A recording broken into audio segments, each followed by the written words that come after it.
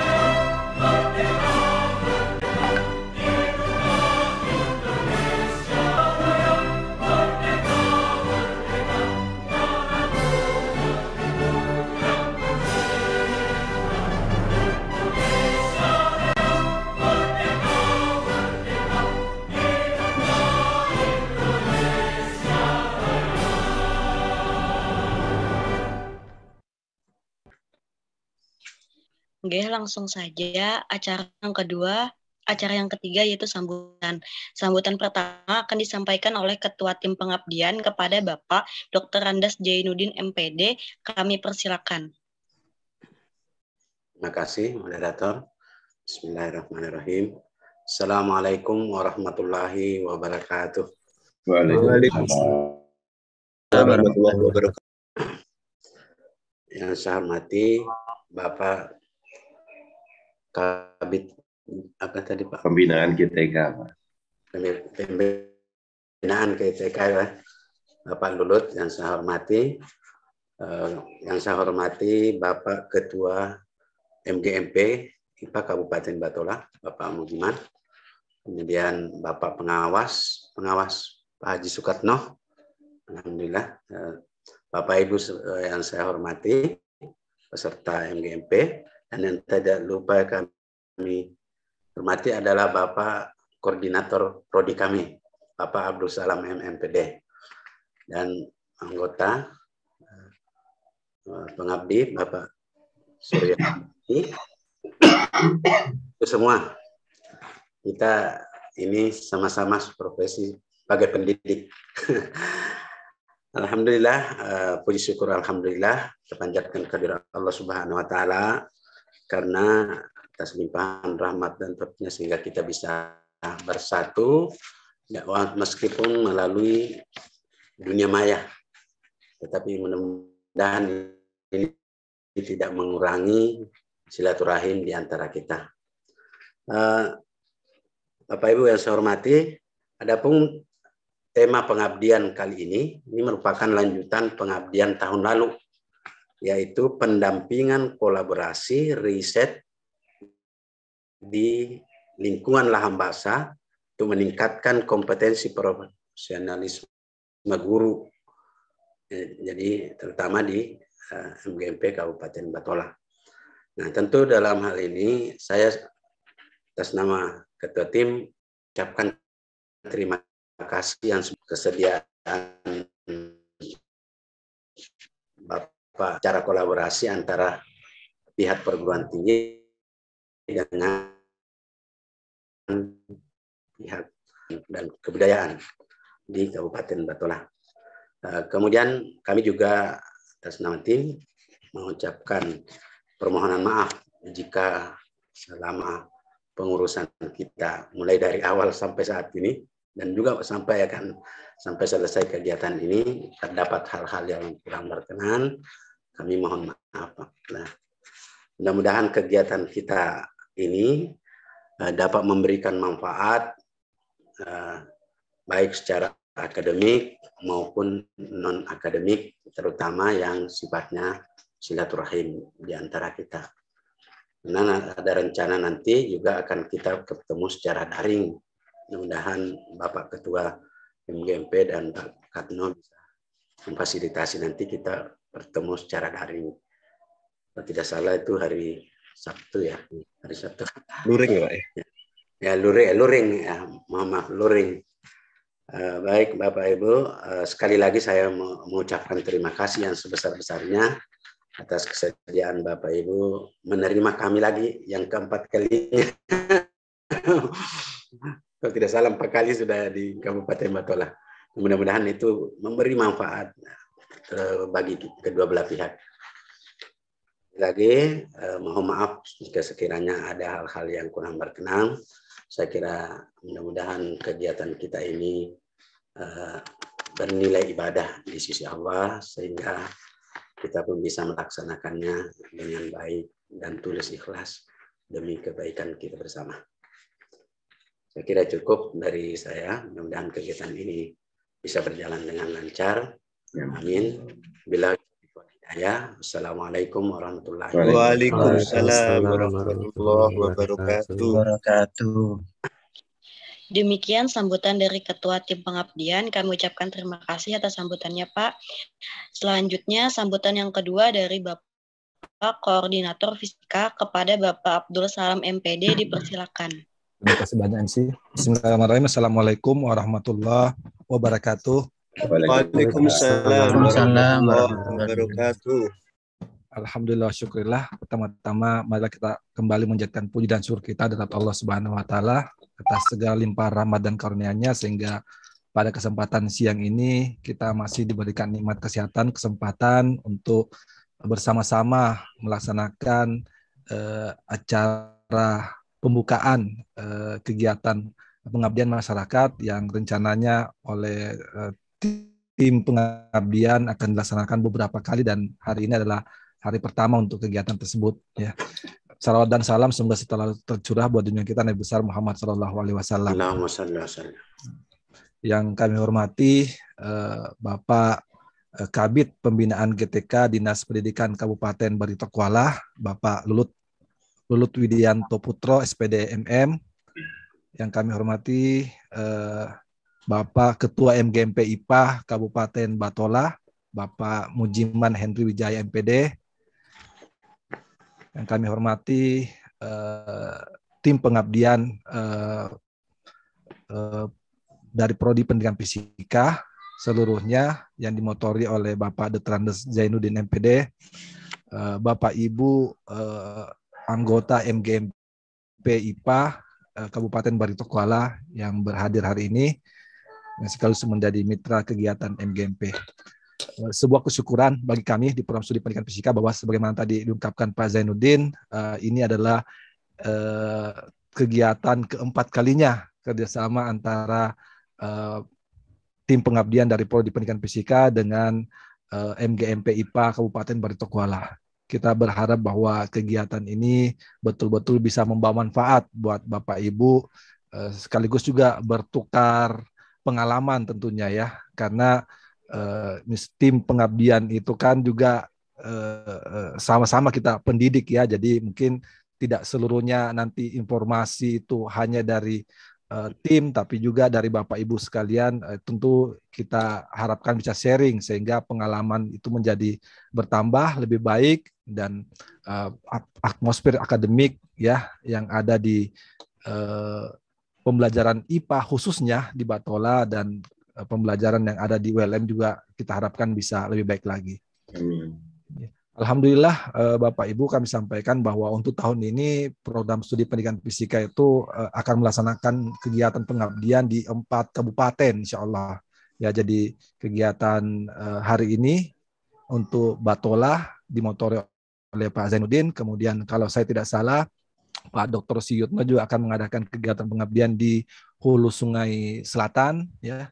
Kemudian Ibu Sarah Miriam itu akan melaksanakan dengan tim, maksudnya akan melaksanakan kegiatan pengabdian di Kabupaten Tapin, dan yang terakhir Bapak tim pengabdian dari Bapak Dr. Muhammad Arifuddin insya Allah akan melaksanakan kegiatan di Amuntai kalau nggak salah kegiatan pengabdiannya. Jadi bersyukur saya mewakili sebagai koordinator program studi pendidikan fisika sangat berterima kasih kepada rekan-rekan dosen di pendidikan fisika yang terus melakukan kegiatan pengabdian, dan mudah-mudahan kita bisa saling sharing dengan teman-teman, rekan-rekan kita, guru, sehingga informasi terus berlanjut, karena kita sadari bahwa tema yang diangkat ini luar biasa memang, kolaborasi riset ya, dan kita pahami bersama bahwa kolaborasi ini adalah sebuah keterampilan yang sangat-sangat diperlukan untuk abad 21 ini ya. Dan ini juga tentu keterampilan kolaborasi ini tentu kita harus latihkan kepada anak didik kita, peserta didik kita. Nah tentu kalau kita mau melatihkan ke peserta didik kita, maka kita juga sebagai pendidik, sebagai guru tentu harusnya melakoni hal yang sama. Mudah-mudahan dengan wajib ada dimasukkan ke jurnal. Nah kesempatan ini yang sangat bagus. Dengan adanya kolaborasi pengabdian masyarakat dari ULM, ini memudahkan Bapak Ibu mendapatkan kesempatan. Biar ingatakan bahwa kesempatan itu tidak datang 2 kali. Sehingga hal yang sangat bagus ini, mari kita manfaatkan bersama-sama. Mudah-mudahan dari pihak ULM nanti mendapatkan hal yang diinginkan sesuai dengan apa yang akan dilaksanakan. Kemudian kami yang ada di Barito Kuala mendapatkan manfaat dari kegiatan yang kita laksanakan ini. Karena memang semuanya itu dengan adanya kolaborasi antar pendidik yang ada dimanapun, terutama Batola dan ULM. Ini kami berharap banyak bahwa kawan-kawan yang ada di Barito Kuala ini kompetensinya akan meningkat. Ya. Kalau misalnya nanti yang mau melanjutkan ke S2, monggo, ada fasilitasi mungkin dan lain sebagainya, ya. Sehingga ini akan mempermudah bagi kita untuk peningkatan. Karena kalau seperti Pak Haji Soekarno itu untuk pengawas ini kami tagih nanti dalam waktu 2 tahun. Kami ada kontrak dengan Pak Haji Soekarno bahwa dalam waktu 2 tahun itu minimal ya. 2 tahun itu harus kelar gitu ya. Insya Allah Pak. Amin. Ini adalah satu kebanggaan bagi kita. Kebetulan pengawas kita alhamdulillah potensial. Sehingga ini mempermudah koordinasi dengan kawan-kawan. Yang tadinya MGMP IPA ditangani oleh Pak Haji Soekarno dan kawan-kawan. Ada regenerasi. Ya Pak Mujiman ya. Nah, kalau nanti Pak Mujiman sudah dapat SK, ada regenerasi pulang. Nah ini. Jadi Bapak Ibu, kami dari Dinas Pendidikan Kabupaten Barito Kuala, mohon maaf yang sebesar-besarnya kepada tim pengabdian dari ULM, terutama dari Prodi Fisika, apabila dalam penyambutan kami, baik langsung maupun melalui kawan-kawan yang ada di MGMP, itu ada hal-hal yang kurang berkenan kepada Bapak Ibu semuanya, dan baik dari secara pribadi Pak Zainuddin dan Pak Abdul Salam ataupun dari tim pengembangan pengabdian masyarakat dari ULM. Karena seperti inilah kami Barito Kuala apa adanya. Mudah-mudahan dengan banyaknya kegiatan yang kata Pak Mujiman tadi, mudah-mudahan tidak ada bosan-bosannya untuk bekerja sama dengan Batola, itu lebih dapat meningkatkan kami-kami yang ada di Barito Kuala untuk bisa sejajar dengan kawan-kawan di kabupaten lain yang lebih maju. Kemudian kami mengucapkan terima kasih yang sebesar-besarnya atas kerjasama ini, dan kawan-kawan juga mohon ikuti kegiatan ini dengan sebaik-baiknya karena ini adalah kesempatan yang sangat bagus untuk meningkatkan pengetahuan dan kompetensi Bapak Ibu semuanya. Demikian yang bisa ulun sampaikan. Mohon izin dengan mengucapkan Bismillahirrahmanirrahim. Kegiatan pendampingan kolaborasi riset di lingkungan lahan basah untuk meningkatkan kompetensi profesional guru pada MGMP IPA Kabupaten Barito Kuala dari ULM Kalimantan Selatan, Banjarmasin Kalimantan Selatan dengan resmi dimulai. Semoga Allah Subhanahu wa taala memberikan hidayah dan berkah kepada kita semua dan melindungi kita dalam setiap melaksanakan kegiatan. Mudah-mudahan itu selalu menjadi amal ibadah bagi kita. Amin. Salah khilaf mohon maaf. Ulun akhiri wabillahi taufiq wal hidayah. Wassalamualaikum warahmatullahi wabarakatuh. Waalaikumsalam warahmatullahi wabarakatuh. Terima kasih atas sambutan dari Bapak Lulut Widianto Putra SPD MM. Selanjutnya Bapak Ibu sekalian, acara selanjutnya yaitu pembacaan doa yang akan dipimpin oleh Bapak Surya Haryadi MPD. Kepada Bapak dipersilakan. Terima kasih atas kesempatan diberikan. Bapak Ibu yang saya hormati, izinkan saya memimpin doa kali ini dengan cara Islam. Bapak Ibu yang lain memiliki keyakinan lain, silakan menyesuaikan sesuai dengan keyakinan masing-masing. Kita mulai dengan membaca Ummul Quran surah Al-Fatihah.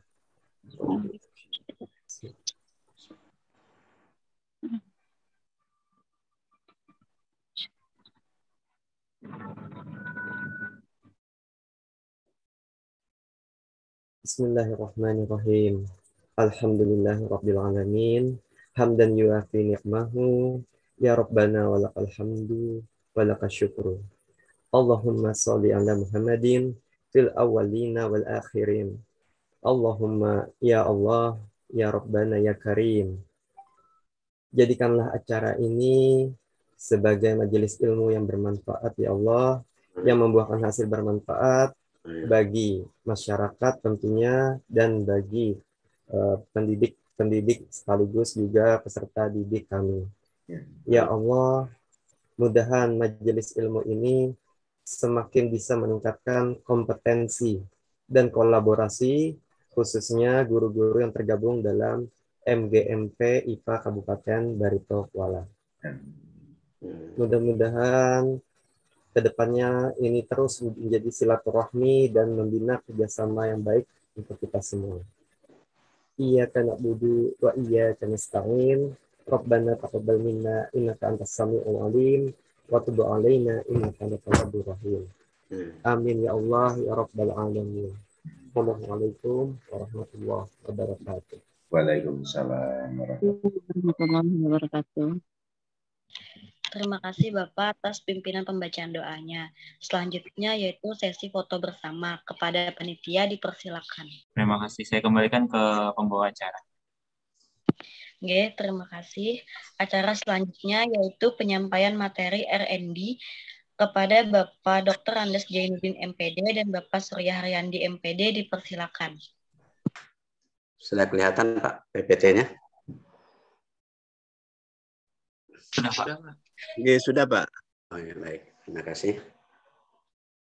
Bismillahirrahmanirrahim. Assalamualaikum warahmatullahi wabarakatuh. Assalamualaikum warahmatullahi wabarakatuh. Izinkan kami mengingatkan saja kembali tentang model penelitian dan pengembangan yaitu research and development. yang sebenarnya pada tahun lalu sudah juga disajikan, cuma lebih singkat karena pada tahun itu kita fokusnya ke penelitian tindakan kelas. Nah, sekarang ini kita ke penelitian pengembangannya. Kami bersama tim yang Pak Surya Riyandi, Ibu Misbah, dan Pak Diasari, dan juga nanti ada mahasiswa yang kita ikutkan akan menyampaikan materi tentang penelitian dan pengembangan atau riset and development. Tentu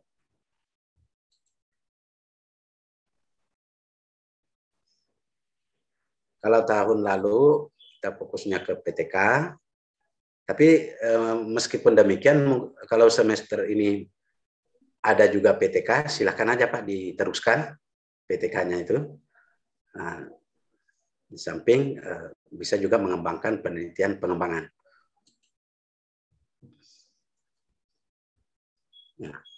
Nah ini. Tentu timbul pertanyaan, apa yang dimaksud dengan penelitian dan pengembangan? Nah, ternyata menurut Sunarto atau dalam Tegas, Jempel, dan Punyaman ini mendefinisikan bahwa penelitian dan pengembangan itu sebagai suatu usaha untuk mengembangkan atau menghasilkan produk seperti media,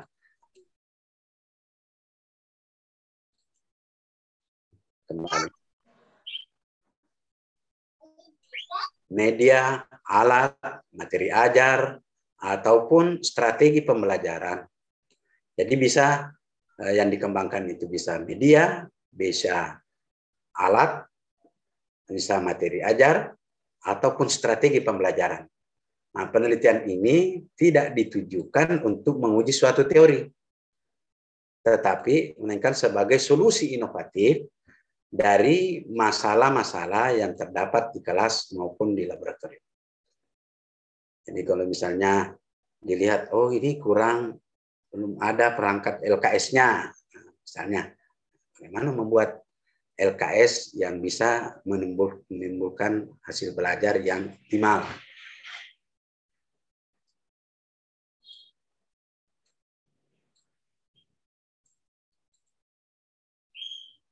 Lalu pertanyaan berikutnya, apa saja jenis-jenis metode penelitian dan pengembangan? Sebenarnya ada banyak. Nah, model yang digunakan untuk mengembangkan suatu produk, terutama produk pembelajaran ini, itu tetapi ada 4 yang paling sering digunakan. Yang paling sering digunakan, yaitu ini biasa di top 4 ya. Model Eddy, model Assure, 4D model, dan model yang dikembangkan oleh Dick and Carey. Eddy itu memiliki 5 langkah. Kalau asalnya juga 10 sebenarnya Eddy ini. Kemudian Assure ada 6 langkah. 4D namanya D ya, 4 langkah. Kemudian Dick and Carey 10 langkah. Kebetulan waktu saya S2 dulu memakai model ini, Dick and Carey. Nah, mari kita lihat bagaimana model Eddy. Ternyata Eddy ini bahasa Inggris. Artinya nama orang ya. Analyze, design, develop, implementation, evaluate. Jadi ada 5. Nah, meskipun evaluate ditulis tersendiri, di dalam model ini bisa saja setiap tahapnya, misalnya analyze, disertai evaluate. Design, ada evaluate-nya sebelum ke develop. Evaluasi lagi. Jadi ini kemudahan dari model Eddy ini. Apa yang dilakukan pada tahap analyze? Nah, ini bisa kita lihat.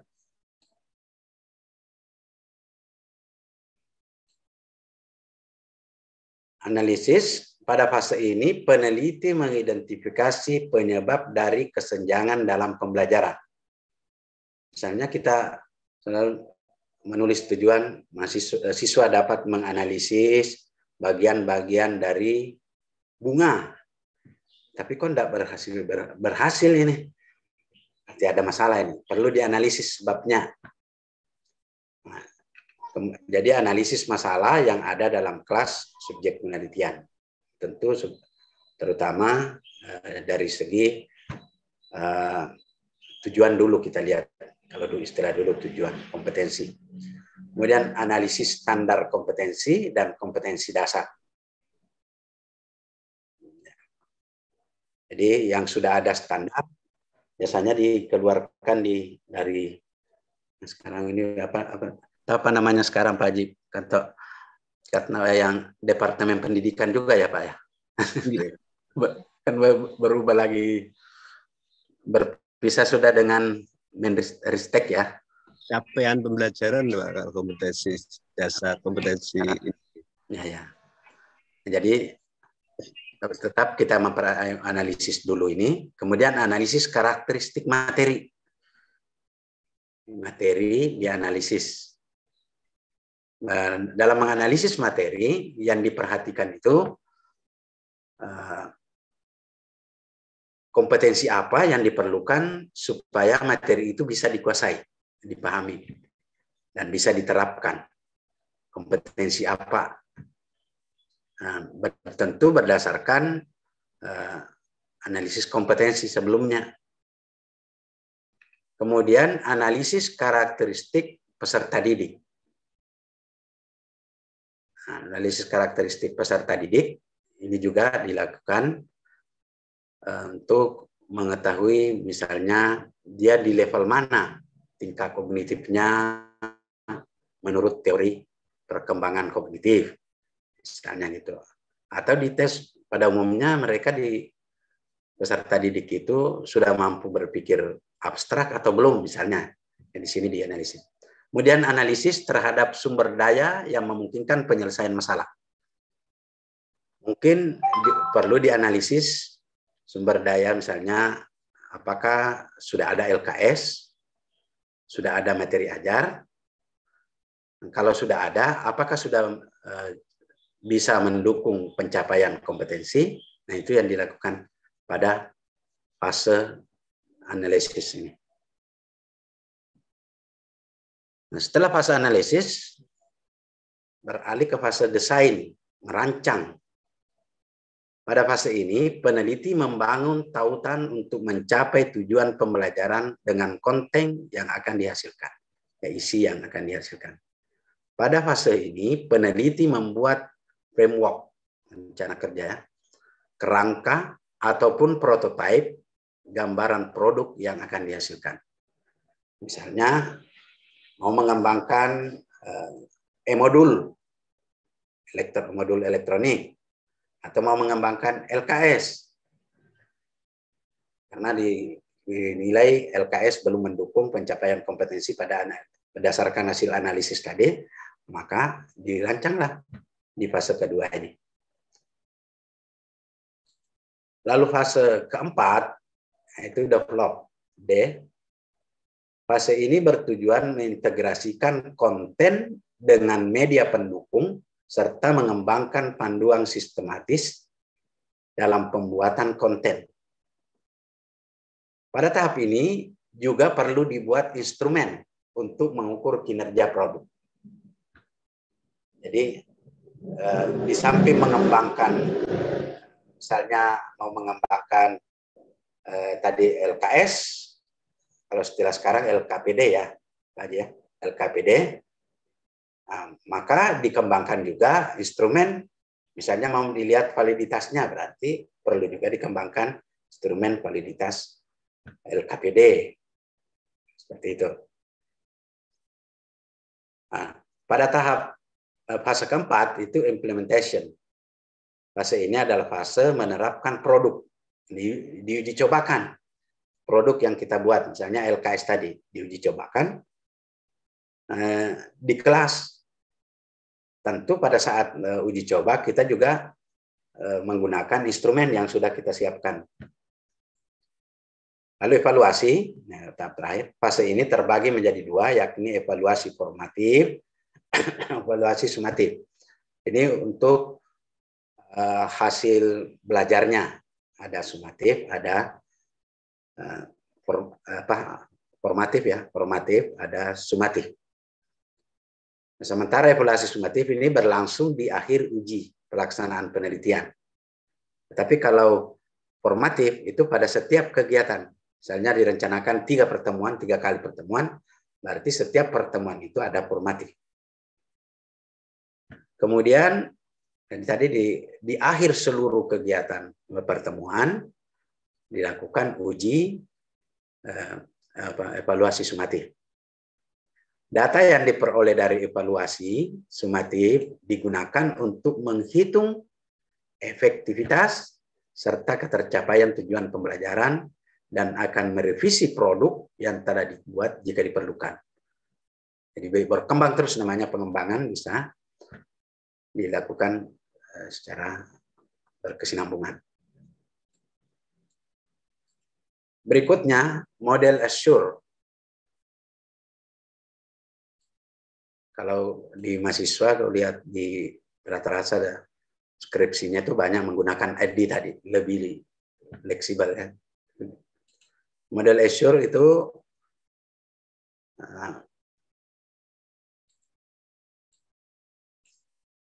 berasal dari kata analyze, learner characteristic, S yang kedua state objective, S berikutnya select, modify, or design material, U-nya utilize material, R-nya require, E-nya evaluation. Jadi ada 1, 2, 3, 4, 5, 6 tahap. Kalau EDDI tadi 5 aja tahap.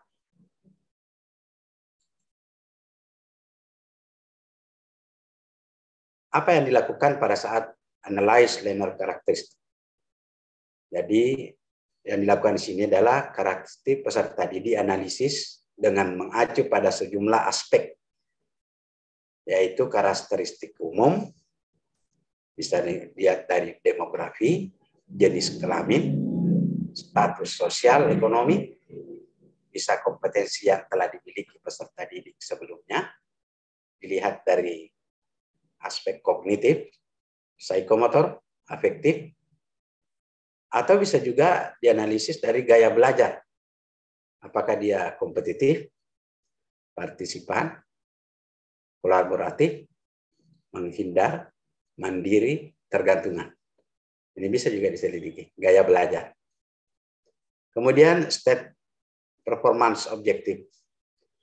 Tujuan pembelajaran adalah pernyataan yang menggambarkan kompetensi kognitif, psikomotor, afektif, yang akan dicapai peserta didik setelah melakukan pembelajaran menggunakan produk pengembangan. Fase ketiga, langkah ketiga adalah memilih metode atau media dan bahan ajar yang akan digunakan dalam pembelajaran. Penggunaan ketiga komponen ini sangat berperan penting untuk membantu peserta didik mencapai tujuan pembelajaran yang telah ditetapkan. Jadi di sini puncaknya nih. Kalau kita tepat memilih metode, tepat memilih media, materi ajar atau bahan ajar, berarti bisa sukses model yang kita kembangkan, produk yang kita kembangkan. Kemudian fase U, jika metode, media, dan bahan ajar sudah dipilih, maka langkah selanjutnya adalah menggunakan metode, media, dan bahan ajar tersebut pada pembelajaran di kelas.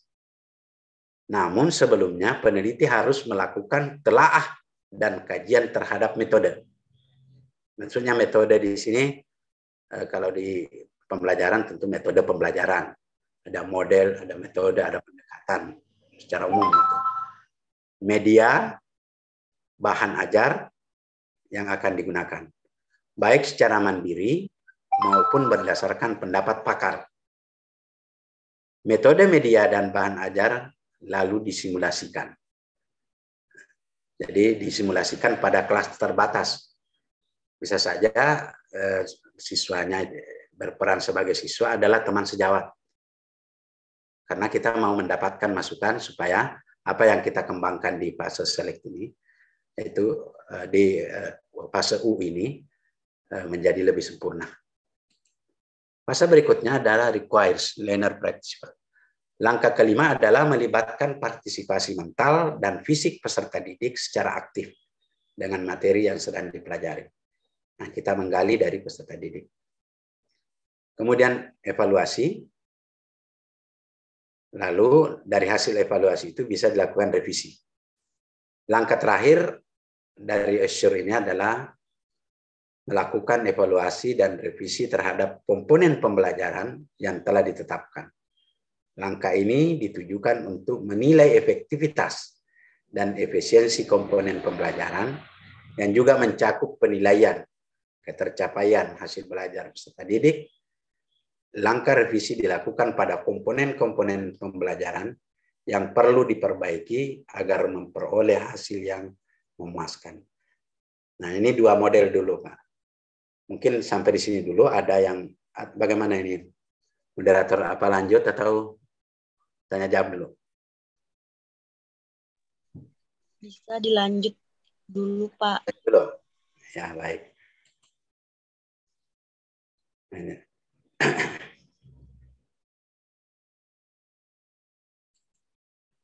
Nah, sekarang 4D. 4D. Nah, 4D, DDD, itu define, design, develop, disseminate. Nah, tapi biasanya kelemahannya 4D ini, di D terakhir ini yang perlu waktu lama, biasanya ya. Jadi mendefinisikan apa yang dilakukan pada saat kita mendefinisikan, apa yang dilakukan pada saat mendesain, apa yang dilakukan saat mengembangkan. Nah, bisa kita lihat di sini. Pada fase define, tujuan dari tahap ini adalah untuk menetapkan dan merumuskan persyaratan pembelajaran.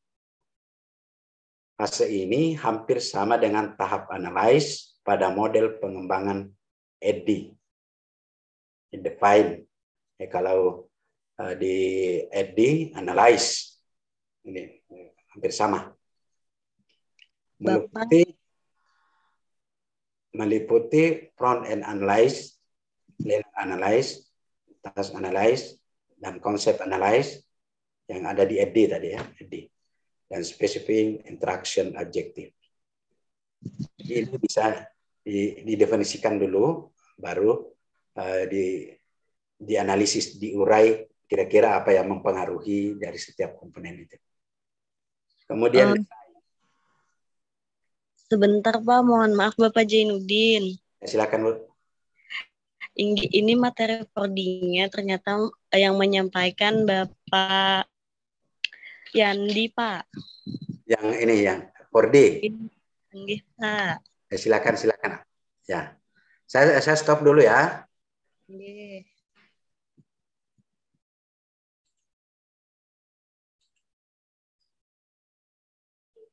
Iya, Mbak. Lupa kalau pembagian. Maaf Pak Haji Kanto. Nggak apa-apa, Pak. Kau ambil semua. Ya.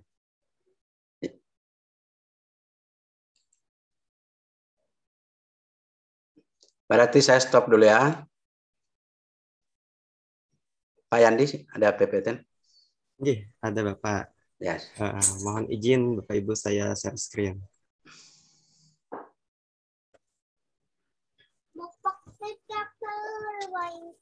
Apa tangkapan layar saya sudah terlihat Bapak Ibu?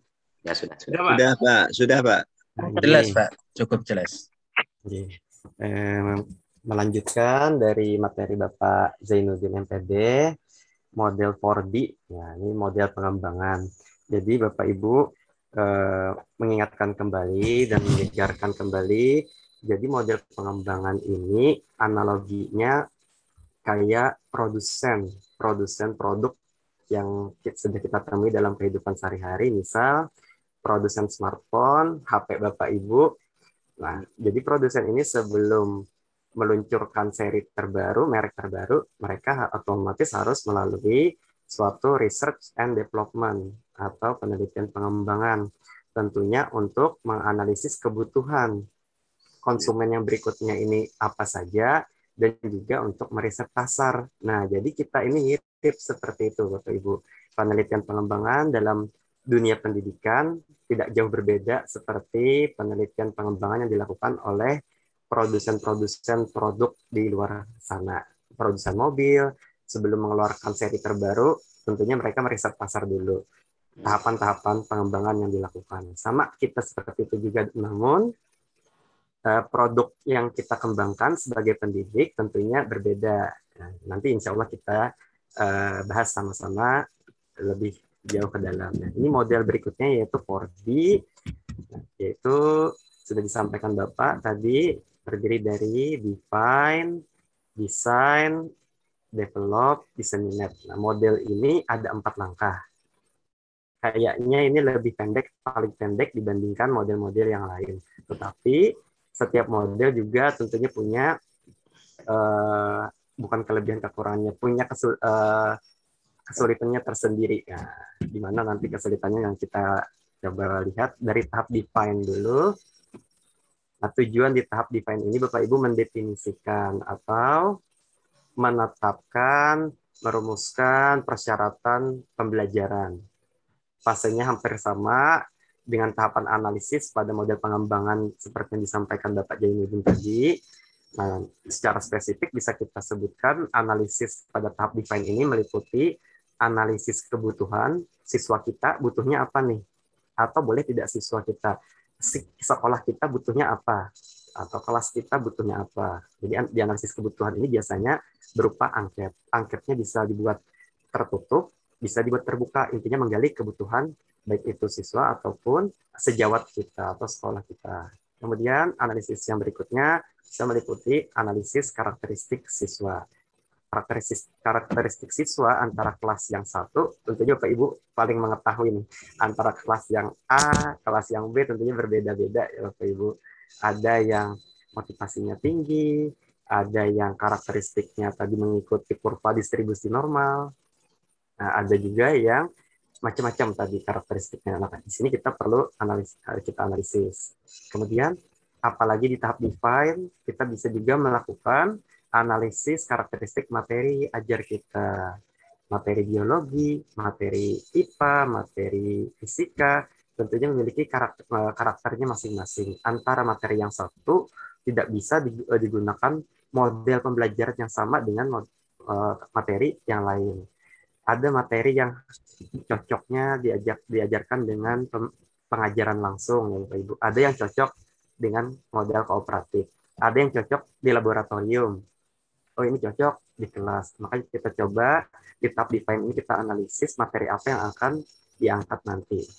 Kemudian juga bisa dilakukan analisis penugasan. Tugas-tugas apa saja yang nanti bisa kita berikan kepada siswa, baik itu selama pembelajaran di kelas atau tugas yang bisa untuk belajar mandiri di rumah. Ini tahap define. Jadi meliputi analisis. Nah, masuk ke tahap kedua, ada tahap desain. Di tahap desain ini kita sudah mulai merancang prototip atau purwarupa. Nah, dalam hal ini kita sebagai pendidik purwarupanya yaitu bahan ajar atau media pembelajaran produknya yang akan kita kembangkan. Mungkin Bapak Ibu kemarin sudah mulai ya articulate storytelling ya Bapak Ibu. Nah, itu sudah mulai produk. Kalau ada yang sudah bikin beberapa slide atau mungkin ada yang masih setengah jadi, nah itu namanya prototip. Nah, artinya masih dalam proses pengerjaan. Atau sudah bikin tapi belum terlalu dipoles, belum dihiasi warna, entah itu ditambah animasi yang menarik atau ditambah sound-sound yang lebih menarik lagi. Nah, maka itu masih prototip. Jadi itu tahapnya masuk di tahap desain. Tahap desain ini bisa bervariasi antara satu individu dengan individu yang lain. Tergantung tingkat kerumitan produk yang ingin dikembangkan ya Bapak Ibu. Kemudian kita masuk ke tahap ketiga, yaitu tahap develop atau tahap mengembangkan. Tahap develop ini untuk mewujudkan desain yang telah ditetapkan. Nah, atau bisa juga menyelesaikan finishing prototip yang sudah dibangun. Misalkan tadi sudah setengah jadi, sekarang melengkapinya, yaitu di tahap develop. Kemudian di tahap develop ini bisa juga dikatakan tahap memoles akhir, polesan-polesan akhir, yang mau dipercantik, yang mau dibagusi apa yang kurang di tahap develop. Nah, di tahap develop ini juga, karena ini penelitian pengembangan, maka setelah produknya jadi, maka kita perlu lakukan penilaian ahli. Ahli di sini dalam artian untuk memvalidasi Bapak Ibu. Kalau Bapak Ibu mengembangkan bahan ajar, maka ahlinya bisa berupa ahli materi. Bisa sejawat Bapak Ibu atau dalam melibatkan juga perguruan tinggi, dosen. Kalau produk yang Bapak Ibu kembangkan berupa media, maka ahlinya di sini adalah ahli media yang Bapak Ibu pandang paham atau pakar di bidang media. Seperti itu. Ada penilaian ahli. Kemudian setelah dinilai ahli, nanti ada hasilnya. Perlu perbaikan, kata ahli. Perbaiki di bagian ini, yang ini perlu diganti. Maka kita perbaiki dulu. Perbaiki sesuai saran-saran dari ahli tadi, atau yang kita sebut sebagai validator. Lalu setelah diperbaiki, kita masuk ke tahap yang berikutnya, yaitu developmental testing, atau uji coba terbatas. Boleh juga di sini kita sebut simulasi. Nah, simulasi kecil melibatkan misalnya beberapa orang siswa di kelas atau ambil satu kelas siswa juga boleh Bapak Ibu. Nah, dari uji coba tersebut kita dapat menilai lagi, mengevaluasi lagi di mana kekurangan produk kita. Itu di tahap develop. Nah, di tahap terakhir dari model pengembangan 4D ada tahap disseminate atau diseminasi. Produk yang sudah mencapai tahap akhir ini, yaitu pengujian akan menghasilkan produk yang mendapat penilaian positif dari para ahli, sudah tadi mempunyai kinerja yang terbukti konsisten. Makanya disseminate ini disebut juga sebagai uji skala luas. Kalau tadi masih skala kecil di satu kelas, atau beberapa siswa di kelas, maka tahap disseminate ini bisa dibawa misalkan lebih luas dalam skala MGMP, misalnya dipaparkan di forum MGMP, atau dalam hal guru bisa juga dipaparkan, dipresentasikan dalam seminar nasional. Nah, itu namanya disseminate. Selain itu tahap disseminate juga bisa berupa tahap publikasi. Salah satunya publikasi berupa artikel ke dalam jurnal atau prosedur. Sama itu juga masuk dalam tahapan disseminate. Yang intinya adalah untuk menyebarluaskan gagasan hasil produk yang kita kembangkan. Ini 4 tahapan dari model 4D. Model berikutnya, Dig and Carry. Nah, Dig and Carry ini Bapak Ibu merupakan model yang paling banyak langkahnya. Ada 10 langkah. Nah, terus terang juga di lingkup penelitian pengembangan pendidikan tinggi, juga untuk tingkat S1 juga tidak banyak yang menggunakan Dig and Carry, Bapak Ibu, karena tahapannya tadi yang lumayan banyak, lumayan panjang. Karena kalau diambil model ini, pertimbangannya waktu yang mungkin bisa saja tidak terkejar. Tadi makanya yang menjadi favorit biasanya kalau nggak ED atau 4D. Nah, tapi kita coba bahas juga di sini Dig and Carry. Ini tahapannya yang secara berbahasa Inggris. Di sini kita akan coba bahas detailnya. Nah, yang pertama, mengidentifikasi tujuan. Tahap ini menentukan apa yang diinginkan agar siswa dapat melakukannya ketika mereka menyelesaikan pembelajaran, atau dalam tahap ini sama seperti analisis kompetensi dasar, analisis KD. Nah, KD biasanya KD 3 sama KD nomor 4 ya Bapak Ibu. Nah, kemudian langkah kedua setelah diidentifikasi KD-nya, lalu melakukan analisis instruksional. Nah, dalam hal ini KD sudah ketemu, lalu kita tentukan nih keterampilan apa, pengetahuan, atau sikap dan karakter yang dapat terukur sebagai perilaku yang dibutuhkan peserta didik untuk mencapai KD. Nah, mengapa dikatakan dapat terukur? Karena segala sesuatu yang terukur, otomatis kita memerlukan instrumen, ya Bapak Ibu. Untuk keterampilan atau pengetahuan biasanya instrumennya tes atau tes hasil belajar. Kalau sikap atau karakter, maka instrumennya berupa angket untuk mengukurnya. Untuk mencapai KD tadi, KD yang sudah kita tentukan. Kemudian tahapan ketiga, yaitu analisis siswa dan lingkungan. Nah, di tahap ini dilakukan analisis karakteristik siswa, analisis lingkungan belajarnya, apakah di dalam kelas, ataukah di laboratorium, atau di lapangan, dan analisis juga materi ajar. Ini sama mirip tadi di tahap define-nya 4D. Termasuk di dalamnya juga pengetahuan, keterampilan, sikap atau karakter yang sudah dimiliki oleh siswa. Karena siswa di kelas yang satu dengan kelas yang lain kadang memiliki perbedaan pengetahuan awal, keterampilan awal, dan sikap yang mereka bawa di kelas masing-masing ya Bapak Ibu. Tahapan berikutnya, tahapan keempat dari Dick and Terry adalah merumuskan tujuan performasi, yaitu keterampilan tersebut yang harus dipelajari, kondisinya di mana keterampilan harus dilakukan dan kriteria untuk kinerjanya apa saja, yaitu kita itu dalam menentukan tesnya nanti tesnya seperti apa, instrumennya tes apa saja, kemudian kalau mau bikin angketnya angket mengukur apa, sikap yang bagaimana, itu di tujuan performasi. Nah, lebih detail lagi di tahap berikutnya, pengembangan tes acuan patokan PAP. Nah, kalau sudah ada tes acuan patokan ini, artinya yang dinilai itu kompetensi per individu. Maka setelah tujuan performasi telah ditulis, maka langkah ini mengembangkan butir-butir penilaian atau tes acuan patokan untuk mengukur kemampuan siswa. Otomatis tes yang dikembangkan untuk mengukur harus divalidasi, harus diuji validitasnya dan reliabilitasnya atau tingkat kekonsistenannya jika ini diukur pada siswa lain dalam waktu yang lain.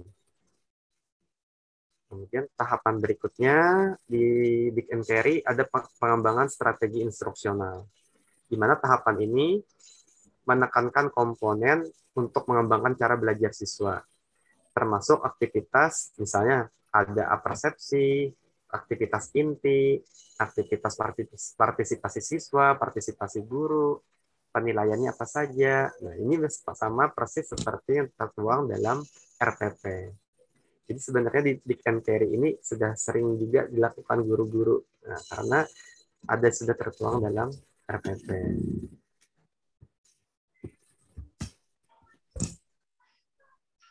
Ke tahapan yang berikutnya, pengembangan atau memilih material instruksional. Nah, jadi segala bentuk materi instruksional bisa seperti modul, buku ajar, handout, buku guru, buku siswa, atau multimedia berbasis komputer seperti kemarin articulate storytelling, e-learning, baiknya menggunakan Google Classroom, Edmodo, atau yang lain sebagainya, dan halaman website untuk pembelajaran jarak jauh. Ini tinggal memilih mau materi instruksional yang bagaimana, produk yang bagaimana Bapak Ibu inginkan. Kalau kemarin 2 tahun belakangan ini yang ramai ini ya Bapak Ibu, e-learning, Google Classroom, sama multimedia berbasis komputer juga ya, beberapa di antaranya. Nah, Ada juga yang ramai juga modul elektronik. Jadi tergantung Bapak Ibu memilih mau mengembangkan produk yang bagaimana. Kemudian di tahap berikutnya yaitu merancang dan melaksanakan penilaian formatif. Yaitu penilaian satu-satu, bisa satu-satu per individu atau penilaian kelompok kecil. Bisa juga penilaian uji lapangan atau di laboratorium. Setiap jenis penilaian ini memberikan informasi yang berbeda bagi perancang untuk digunakan dalam meningkatkan instruksionalnya. Jadi inilah tahapan yang lumayan banyak dari Dick dan Ferry. Tadi pada intinya kalau dipersingkat hampir mirip sama seperti Edi dan 4D. Oh, masih ada lagi, ternyata ada beberapa lagi revisi instruksional sama tahapan evaluasi juga, ditinjau ulang, pertimbangan ahli, hasil koreksi ahli, nantinya kita evaluasi, perbaiki. Baru yang terakhir merancang dan melaksanakan evaluasi sumatif. Dalam evaluasi sumatif ini Bapak Ibu, setelah kita diuji validitas, reliabilitas, maka ada lagi yang namanya uji kepraktisan. Apakah produk yang kita kembangkan ini praktis untuk diterapkan di kelas atau enggak? Jangan-jangan produknya bagus, menarik, sangat menarik, tapi ternyata tidak praktis di kelas, maka tidak bisa kita katakan layak untuk diterapkan. Kemudian setelah dia valid, reliable, praktis, oh bisa di kelas, maka kita uji cobakan lagi, kemudian kita lakukan evaluasi sumatif. Jadi seperti itu kira-kira tahapan-tahapan pengembangan dari Dick dan Ferry.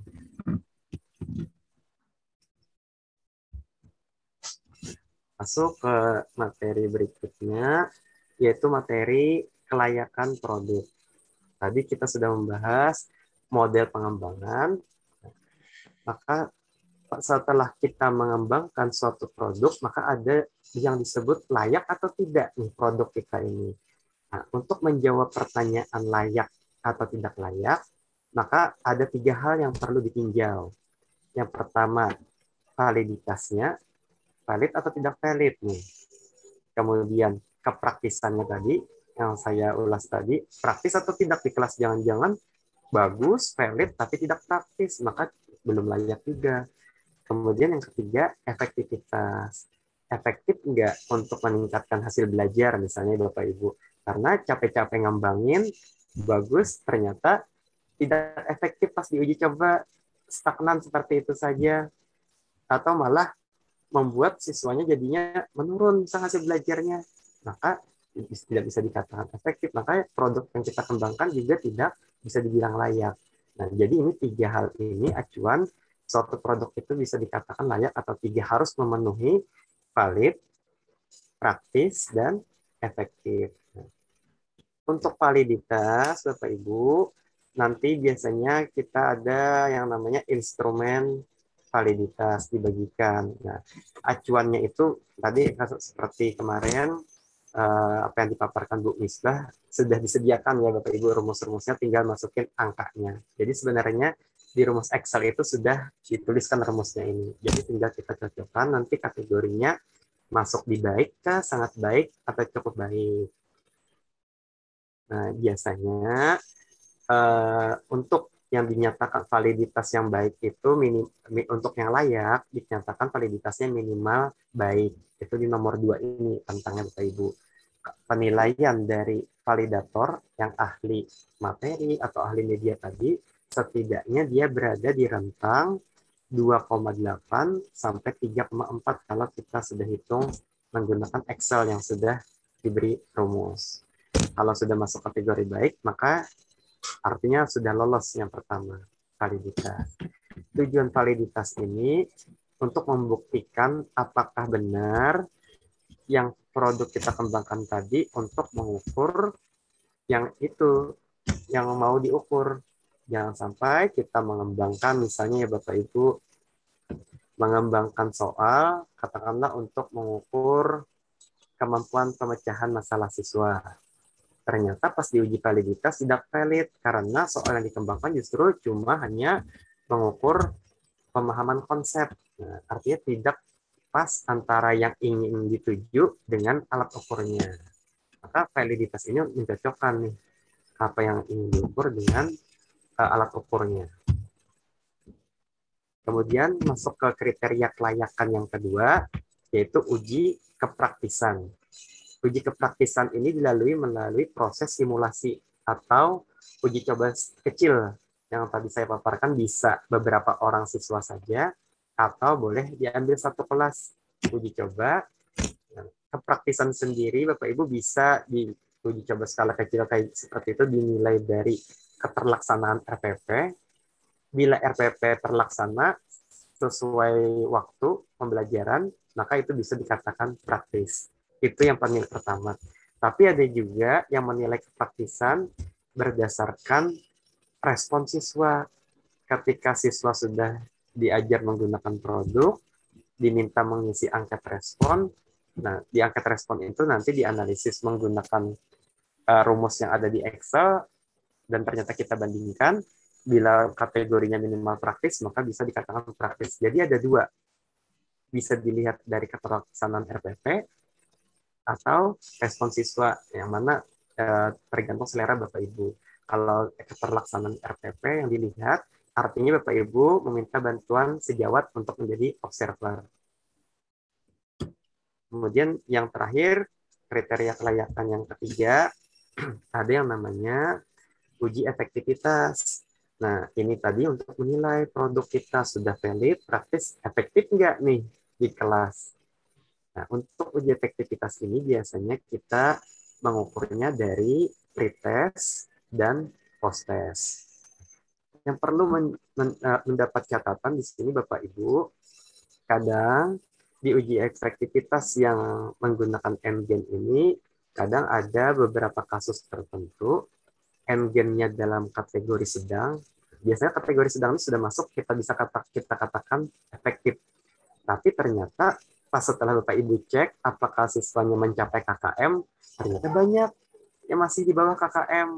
Nah, ini kadang kan seperti jomblang ya Bapak Ibu. Di satu sisi MGen-nya sedang, di satu sisi ternyata KKM-nya banyak yang masih di bawah.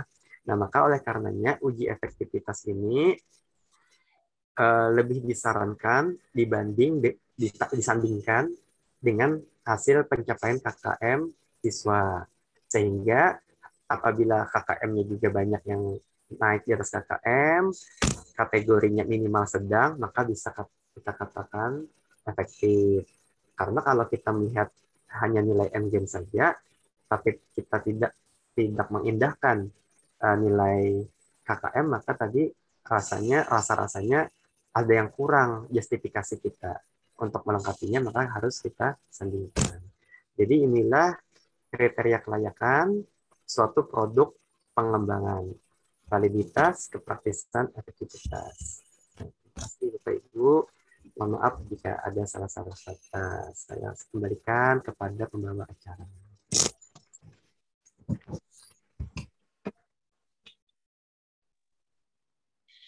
Demikian penyampaian materi R&D dari Bapak Dr. Andes Jainuddin MPD dan Bapak Surya Haryandi MPD.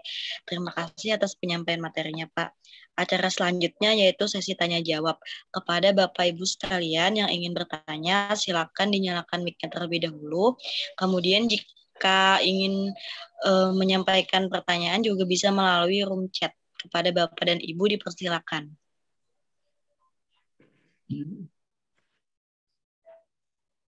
Bisa, Pak. Ya, Pak Mujiman. Moderator. Nggih.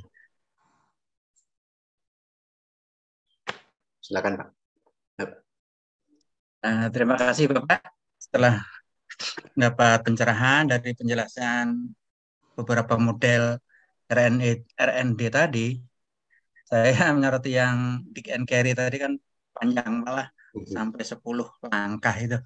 Apakah dalam suatu penelitian atau riset dan pengembangan itu harus keseluruhan langkah itu kita lalui atau bisa kita potong ke bagian-bagian tertentu saja, Pak? Demikian aja, Pak. Singkat padat, Pak. Nah, silakan Pak Surya Haryandi. Moderator mana? Moderator. Terima kasih Pak atas pertanyaannya. Kepada Bapak Endi atau Bapak Jainuddin dipersilakan untuk menjawab. Pak Yandi dulu, Pak Yandi. Ini. Mohon izin Bapak untuk pertanyaannya. Terima kasih Bapak atas pertanyaan yang diberikan. Apakah dalam suatu penelitian atau riset pengembangan harus melalui semua tahapan seperti itu ya Bapak?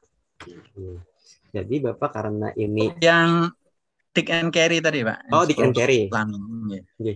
Dick and Carry sama seperti model pengembangan yang lain, sama seperti juga analoginya ke model PTK ya Bapak.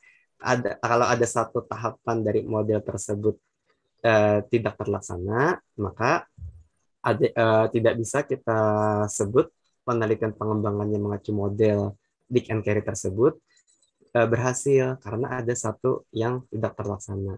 Oleh karenanya, karena tahapan dari Dick and Carry ini ada 10 ya Bapak, 10 yang banyak yang memang detail, memang sangat detail, 10. Oleh karenanya tadi pertimbangannya tadi kita balik lagi ke peneliti, apakah peneliti ingin menyesuaikan dengan Dick and Carry yang 10 ini dengan waktu penelitian yang ada. Makanya tadi kurang favorit Dick and Carry untuk anak di perguruan tinggi tadi untuk di S1 Bapak. Biasanya yang di S1 itu yang cepat, yang ringkas, yang cepat supaya menyesuaikan waktu penyelesaian penelitiannya juga. Tapi bagus Dick and Carry ini lebih detail. Satu kurang maka gugur seperti itu Bapak. Ada yang tidak terlaksana artinya tahapannya. Mungkin ada tambahan lagi dari Bapak Jainuddin. Ya, betul sekali yang disampaikan oleh Pak Yandi. Jadi Pak Mujiman memang Dick and Carry ini agak detail memang Pak. Kebetulan waktu tesis saya di S2 memakai Dick and Carry ini. Saya coba sederhanakan satu langkah, kata Prof. Prabowo, itu bukan Dick and Carry namanya kalau ada yang disederhanakan. Oh, terpaksa diulang penelitian saya itu. Nah, mulai ada yang saya loncati, simulasi saya loncati. Oh tidak boleh, harus dilakukan itu. Bukan Dick and Carry katanya kata beliau kalau ada yang diloncati. Jadi memang untuk penelitian S2, R&D untuk S2 ke atas PS3 itu diharapkan yang 10 langkah itu. Ya, lebih karena lebih detail kan. Dan memang perlu waktu yang lama. Tapi kalau penelitian kita ini seperti anak kita di S1, itu kan waktunya singkat, menyesuaikan waktu di sekolah apalagi. Sehingga dia banyak memilih tadi 4D atau ED. 5 langkah atau 4 langkah saja. Jadi begitu kita tetapkan modelnya, model pengembangan yang kita pakai, untuk berisiko Pak. Tapi Pak Karto, kalau Pak Jikatno, kalau mengambil pengembangan di S2 Pak, nah bagus R&D yang level S2.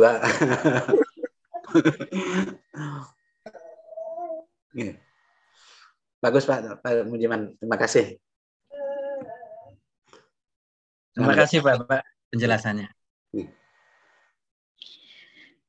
Terima kasih Pak atas penjelasannya. Bapak Ibu yang lainnya ada yang ingin ditanyakan lagi Pak, Bu?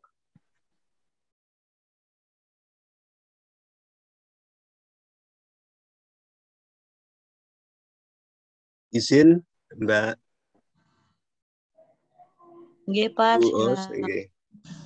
Terima kasih Bapak Zainuddin, Pak Surya Haryandi atas materinya tentang riset dan pengembangan. Memang dari dulu sampai sekarang ini masalah penelitian dan pengembangan ini memang menjadi masalah utama di dalam peningkatan karir guru, terutama di daerah Batola, termasuk ulun sendiri. Jadi menjadi momok gitu yang kadang sudah mencoba gitu sampai bab 3 untuk pelaksanaannya, tapi kemudian banyak kendala yang kemudian nggak terselesaikan. Dari model-model riset dan pengembangan tadi, kadang-kadang karena kita sudah menjadi banyak kesulitan. Kira-kira rekomendasi dari Bapak Zainuddin dari keempat model itu mana yang dari sisi kepraktisan tadi dari Bapak Ariandi tadi yang lebih praktis mungkin untuk dilaksanakan riset dan pengembangan itu untuk bagi guru, Pak. Nah, kalau yang sulit kan, yang mudah aja nggak selesai gitu, apalagi yang sulit gitu, yang model-model yang praktis gitu. Dan supaya memudahkan dan praktis, dan nanti mudah-mudahan setelah ini bisa ada muncul dari teman-teman dari Bapak Ibu yang mengajukan perusahaannya, apalagi sudah difasilitasi di jurnalnya Ibu Misbah. Itu terima. Kalau tadi banyak di EDI ya Pak ya, dari banyak skripsi S1 itu yang menggunakan model EDI. Nah, apakah karena sedikit langkah, tapi ada Podi tadi juga 4 langkah aja. Ya. Itu bagaimana melihat kepraktisan dari model-model itu tadi? Terima kasih. Assalamualaikum warahmatullahi wabarakatuh. Waalaikumsalam warahmatullahi wabarakatuh. Ya, baik, saya jawab dulu Pak. Jadi Pak Adi, Pak Kartnal ini yang memang banyak di mahasiswa kita itu model EDI tadi. Keutamaan model EDI tadi itu tadi evaluasi bisa di setiap fase bisa dilakukan. Evaluasi misalnya pada saat analyze ada evaluasi kecil dilakukan sebelum ke tahap berikutnya supaya nanti produknya itu lebih sempurna dan memang lebih ringkas tahap-tahapnya cuma 5 tapi lebih sempurna dikit ya. Nah, kalau 4D biasanya itu yang agak beratnya di disseminate fase keempatnya. Meskipun cuma 4 tahap, tapi di fase keempat itu yang biasa yang agak berat, agak lambat disseminate-nya. Nah, jadi supaya bisa kalau untuk teman-teman dari guru sekolah itu bisa supaya bisa berkolaborasi misalnya dengan anak-anak di perguruan tinggi, mahasiswa perguruan tinggi itu bisa pakai EDI atau 4D. Jadi saja bertim misalnya dengan mahasiswa kita yang penelitian masuk di situ. Jadi mungkin dia kalau untuk skripsinya tersendiri, kalau untuk skripsi itu harus tersendiri, tetapi kalau dia penelitian dengan Bapak, nah Bapak Ibu bisa bertim pakai model EDI. Nah, atau 4D. Jadi saya sarankan lebih itu sedikit lebih praktis lah dibandingnya. Jadi memang Dik and Carry itu tadi pada umumnya dipakai di S2 ya, bahkan di S3 ya.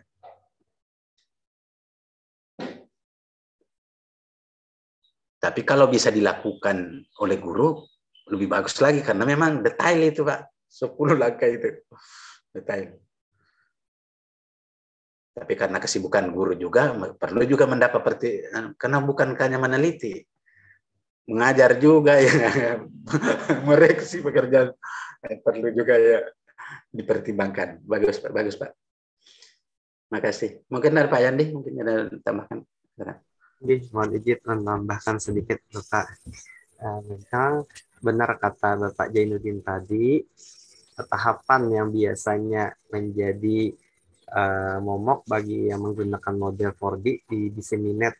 Karena di disseminate itu dituntut untuk mendiseminasikan secara luas di forum. Bisa melalui forum atau tadi bisa melalui publikasi. Kalau melalui forum artinya harus dipresentasikan di forum, misalkan kayak seperti ini, forum MGMP atau forum seminar nasional jika ada. Karena sekarang yang sering ya Bapak Ibu, seminar nasional ada guru-guru yang melibatkan, mengundang guru-guru sekian GP. Seperti itu biasanya yang tahapan seperti itu kadang tidak terkejar. Tahapan seminarnya kapan atau pertemuan MGMP-nya kapan, sedangkan laporannya harus dituntut selesai kapan dikumpul. Nah, makanya di tahapan diseminat itu kadang kita menyesuaikan waktunya menjadi momok. Tapi kalau bisa terkejar, masih dalam perhitungan Bapak Ibu masih terkejar, bisa diseminasikan misalnya dalam forum MGMP, maka tidak masalah. Artinya sudah dilaporkan, sudah mencapai tahap D terakhir, yaitu tahap diseminat. Nah, bagi mahasiswa yang belum mencapai tahap diseminat, biasanya masih belum bisa disebut 4D. Artinya ada satu tahap yang belum terlalui. Mungkin itu dari saya. Mungkin ada Ibu Misbah, coba pengalamannya Bu, di jurnal kita itu banyak pengembangan pakai model apa ya? Bu Misbah masih ada kah? Mungkin ada kegiatan Bu Misbah. Kegiatan Ibu Misbah sedang ada kegiatan Pak, jadi tidak bisa berhadir. Oh, iya, ya. Jadi memang saya sarankan pakai 4D Pak. Jadi bisa berkolaborasi dengan pengalaman anak muda. Kita kan terutama saya nih Pak Kantor yang sudah agak tua dikit lah, kita sudah mulai itu anak muda itu lebih lincah Pak. Kita mungkin perlu 1 bulan, dia setengah bulan bisa. Nggak, Pak di kantor. Mungkin ada yang lain, kembalikan ke moderator. Oke, terima kasih Pak atas jawabannya. Kepada Bapak Ibu yang lainnya, apakah ada yang ingin lagi? Persilakan Bu, Pak. Halo Bu, boleh saya mengajukan satu pertanyaan Bu, yang terkait dengan penjelasan Pak Surya tadi? Ya. Oke, boleh, silakan Pak. Oke, terima kasih atas kesempatannya. Bapak Ibu, dari yang disampaikan Pak Surya tadi, dalam tahap disseminate tadi, boleh nggak itu ada acuannya kah Bapak? Berapa pesertanya harus berapa? Apakah harus dalam forum nasional? Atau bolehkah jika itu dalam ruang lingkup sekolah saja, atau dalam ruang lingkup komunitas guru yang pesertanya itu komunitas guru praktik, tidak perlu yang sampai sebesar MGMP gitu. Bagaimana Pak? Sehingga kita tetap melakukan publikasi hanya saja dalam ruang lingkup yang lebih kecil ya, sehingga tetap terjadi 4D. Karena masalah kesempatan kan ini ditunggu waktu, tiba-tiba tidak sempat lagi, mau nggak mau kita harus menyesuaikan. Jika boleh, maka itu minta sarannya Pak. Terima kasih Pak.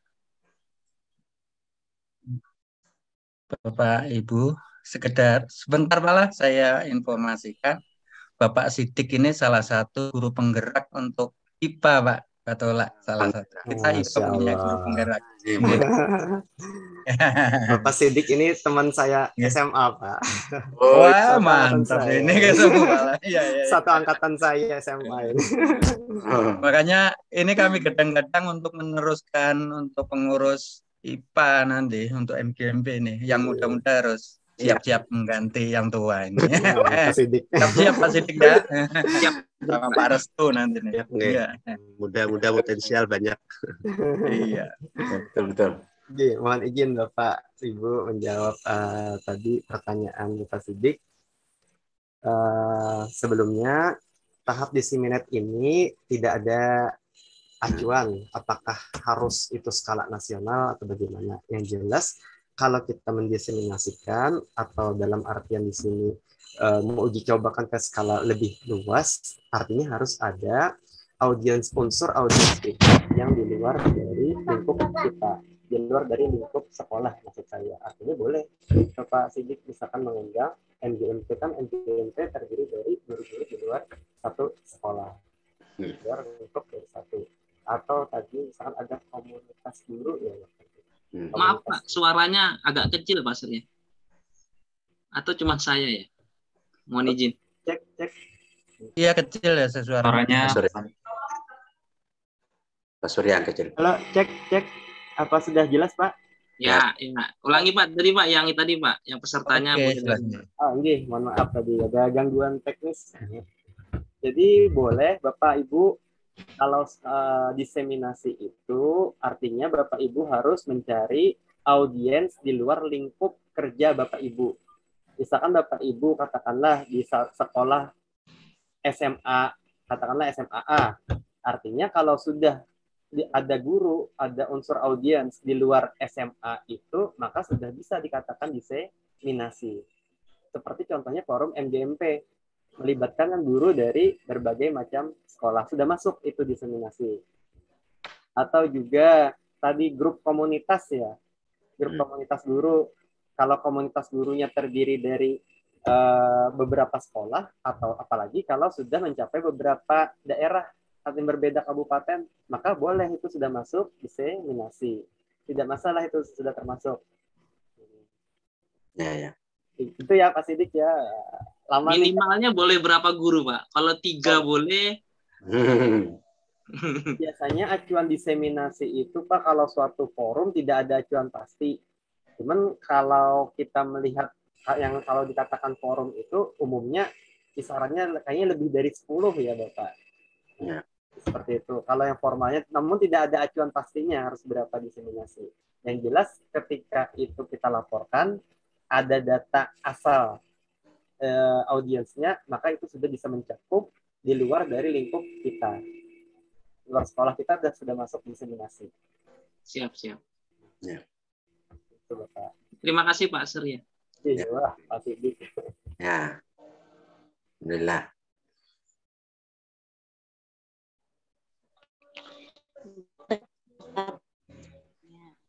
Bapak Ibu yang lainnya, apakah ada lagi yang ingin ditanyakan?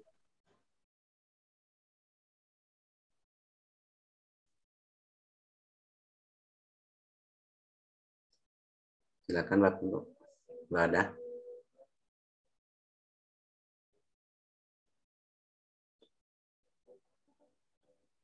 Kalau tidak ada, saya share dulu sedikit ini tentang 4D model ya. Di Kengkeri. Boleh? Saya share sebentar ya.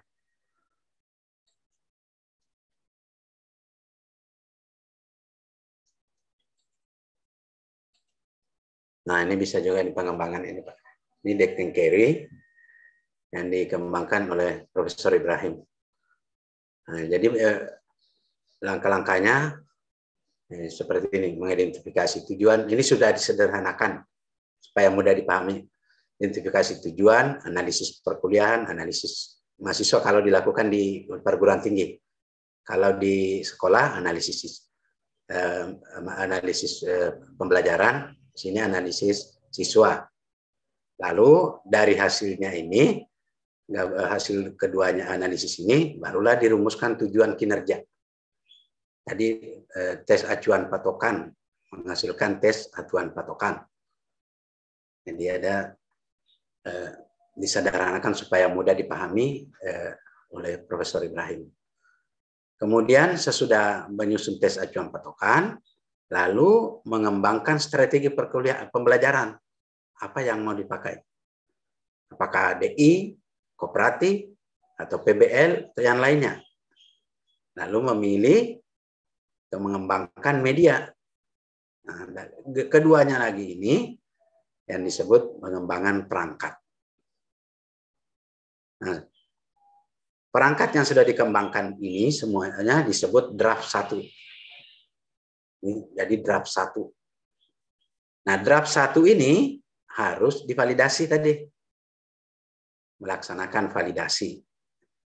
Tentu setelah divalidasi oleh validator, baik akademisi dari perguruan tinggi maupun praktisi dari sesama guru. Praktisi pembelajaran. Masukan mereka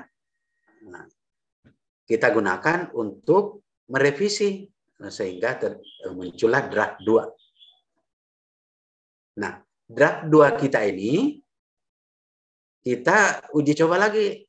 Uji coba terbatas tadi kata Pak Yani, simulasikan. Tentu pada saat simulasi tentu ada kelebihan, ada kekurangan, diamati oleh teman dan kita sendiri. Oh, ini kelebihannya ini. Oh, waktunya ini terlalu lama di fase ini kurang. Atau tujuan ini kurang tercapai karena ini, faktornya ini. Nah, berarti setelah mendapatkan masukan pada simulasi, kita perbaiki, jadilah draft 3. Draft 3 selanjutnya ini kita uji cobakan di kelas. Laksanakan uji coba kelas. Baru hasilnya dibuat laporan.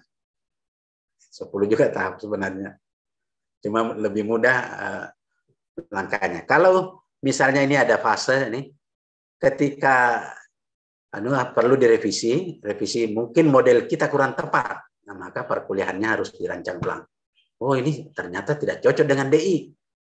Cocoknya kooperatif. Nah, direvisi ulang. Kembali lagi kita ke sini. Merumuskan kembali. Dan seterusnya.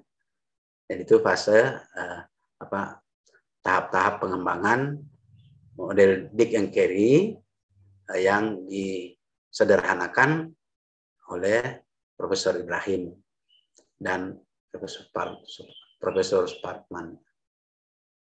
Dan beliau berdua ini dosen, kalau Prof. Ibrahim ini dosen biologi, Prof. Sparkman juga dosen biologi di UNESA Surabaya.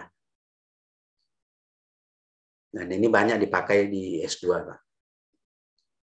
Karena profesornya sendiri yang membuatnya lebih sederhana, mudah memahami. Ya, terima kasih. Mungkin ada, silakan dilanjutkan, moderator. Oke, terima kasih banyak Pak. Kepada Bapak Ibu sekalian, apakah masih ada yang ingin ditanyakan?